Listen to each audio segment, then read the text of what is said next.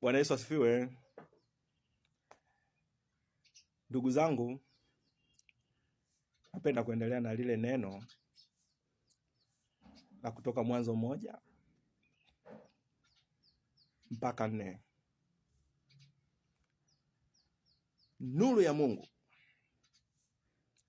ni neno la Mungu. Ndugu zangu, nuru ya Mungu nitaipataje?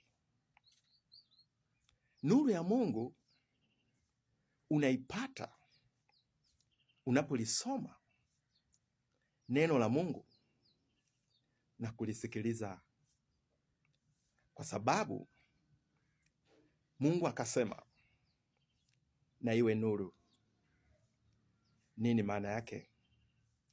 Maana yake ni kwamba Mungu anasema na wewe katika moyo wako, anasema na wewe katika nafsi yako. Unaweza ukawa usikii wala ufahamu ni nini Mungu anasema na wewe.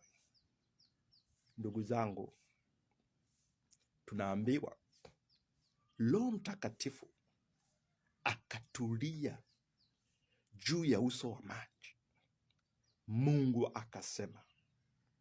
Mungu kusema ili umsikie ni lazima umpate huyu Roho Mtakatifu. Hiyo ni njia ya kwanza, kumtafuta Roho Mtakatifu ili upate kumsikia Mungu. Lakini iko njia nyingine. Mungu anasema na neno lake. Unapolisoma neno la Mungu, ni Mungu anazungumza na wewe. Lakini njia ya tatu, njia rahisi kabisa, ni kutulia, ni kukaa na kutulia na kusema moyoni mwako, ewe Mwenyezi Mungu, sema na mimi. Sema na mimi katika jambo hili, katika dhiki hii, katika shida hii. Nitatokaje katika tatizo hili? Nifanyeje kazi hii ili iweze kuniletea matunda?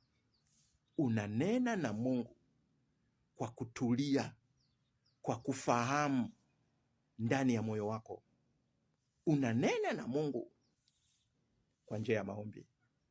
Unapoomba usiombe ukamaliza tu ukasema nimeshaomba, Mungu atanijibu. Ndugu zangu, unapomwomba Mungu, mwambie Mungu, sema na mimi, zungumza na mimi kwa lugha ya picha, kwa lugha ya video, kwa lugha ya sauti.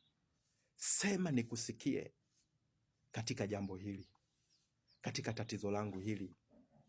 Naye Mungu ni mwaminifu. Ndugu zangu, Mungu anasema nasi kwa njia nyingi, lakini kama wanadamu tunakuwa tumesongwa na mambo mengi na dhiki za ulimwengu huu na sauti nyingi, tunashindwa kumsikia Baba Mtakatifu. Ndugu zangu, turudi leo, tusikilize, tutulie kumsikiliza huyu Mungu. Basi ninashukuru sana kwa nyinyi mnaonifuatilia na kunisikiliza. Bwana Mungu awabariki.